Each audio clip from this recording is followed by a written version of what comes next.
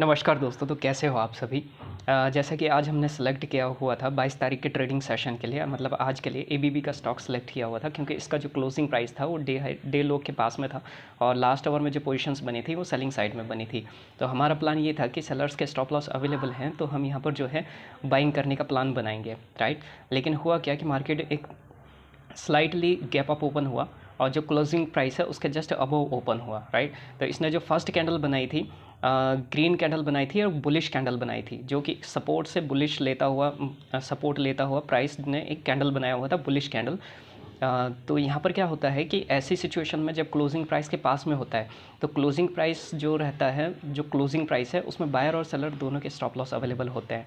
तो यहाँ पर क्या होता है कि बायर्स को एक मौका मिलता है कि सपोर्ट के पास से एक बुलिश कैंडल बना रहा है तो हम यहाँ पर बाइंग करेंगे। तो मार्केट क्या करता है कि जो क्लोजिंग प्राइस के पास में जो स्टॉप लॉस होते हैं पहले उनको क्लियर कर देता है। तो यहाँ पर दो तरह की सिचुएशन यहाँ पे क्रिएट हुई थी। यहाँ पे हम सेलिंग साइड का भी ट्रेड बना सकते थे, लेकिन हमने यहाँ पर ट्रेड नहीं बनाया, क्योंकि जो है सेलिंग साइड में कितने स्टॉप लॉस मिलते हैं, जस्ट जो लो के पास में है उनके बायर्स के उनके स्टॉप लॉस होते हैं। तो यहाँ पर एक छोटा सा मोमेंटम हमें मिल सकता था। तो ये प्लान करके हमने जो है यहाँ पर सेलिंग का प्लान ट्रेड एग्जीक्यूट नहीं किया। तो हमने वेट किया कि पहले सेलर्स को एग्ज़िट होने देते हैं, पहले सेलर को जितने भी बायर्स हैं उनको पहले निकलने देते हैं, देन उसके बाद हम यहाँ पर बाइंग करेंगे। तो हुआ कि क्या कि फ़र्स्ट कैंडल ग्रीन बनी, उसके बाद जो सपोर्ट के पास से इसने प्राइस ने सपोर्ट लिया था और क्लोजिंग प्राइस के पास से सपोर्ट लिया था। तो क्लोजिंग प्राइस में जितने भी बायर्स के स्टॉप लॉस थे मार्केट ने उनको निकाल दिया, मतलब एक डाउन साइड का मोमेंटम दिया। लेकिन ये जो डाउन साइड का मोमेंटम दिया ये कुछ ज़्यादा ही डाउन साइड का मोमेंटम दिखा दिया, क्योंकि प्रीवियस डे में भी ऑलरेडी सेलिंग हुई थी और आज के दिन क्या हुआ कि जब इसने लो क्लियर किया तो इतना एक बड़ा मोमेंटम दिखा दिया नेगेटिव साइड में। अब जो कल जो सेल करके आ रहा होगा वो तो बहुत अच्छा प्रॉफिट में है और सेफ हो चुका है, तो हम उसका कंप्लीट स्टॉप लॉस जो है हंट नहीं कर सकते थे, सिर्फ उनका वार्निंग दे सकते थे, उनका 60% तक का प्रॉफिट कम कर सकते थे। तो जब प्राइस ने ब्रेक डाउन दे दिया, प्रीवियस 2-3 दिन का जो लो है उसको भी ब्रेक कर दिया, ब्रेक डाउन दे दिया, और जब प्राइस नीचे आया और एक ग्रीन कैंडल बनाया और रेजिस्टेंस ले रहा था, राइट। तो यहाँ पर क्या होता है कि जो सेलर्स होते हैं, रैंडम सेलर्स, वो यहाँ पर सेलिंग करने का प्लान बनाते हैं। तो हमने क्या किया कि यहाँ पर बाई किया उनके स्टॉप लॉस को देखते हुए। जो सेलर्स के स्टॉप लॉस थे उनका कंप्लीट स्टॉप लॉस हंट नहीं कर सकते थे, तो 60% तक का उनका प्रॉफिट कम करना था, तो वहीं तक का अपना टारगेट होता।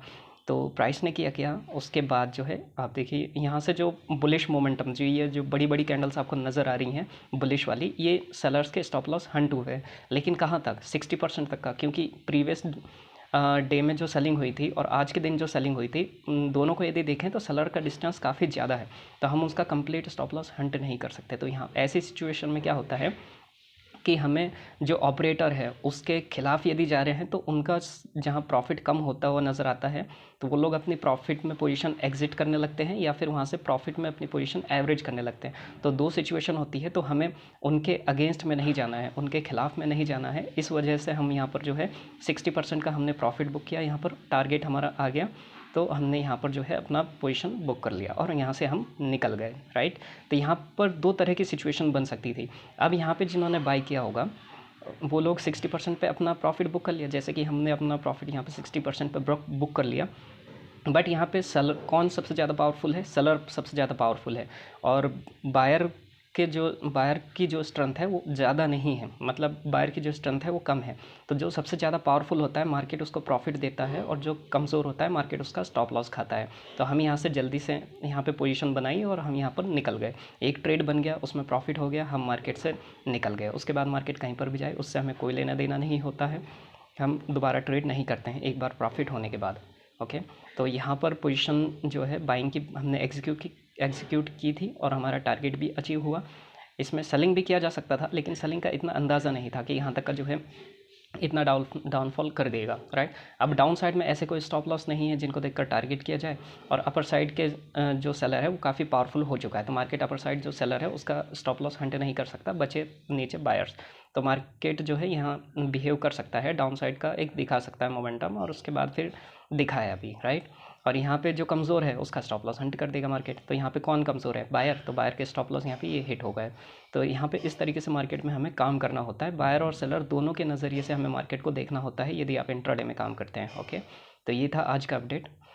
ओके, और एबीबी में बहुत अच्छा मोमेंटम मिला, अगर हम सेलिंग साइड का प्लान बनाते तो आराम से 2% का मोमेंटम मिला, हालांकि कोई दिक्कत वाली बात नहीं है। हमारा टारगेट होता है मार्केट से कम रिस्क में प्रॉफिट निकालना, हमने निकाल लिया, बस अब मार्केट ख़त्म।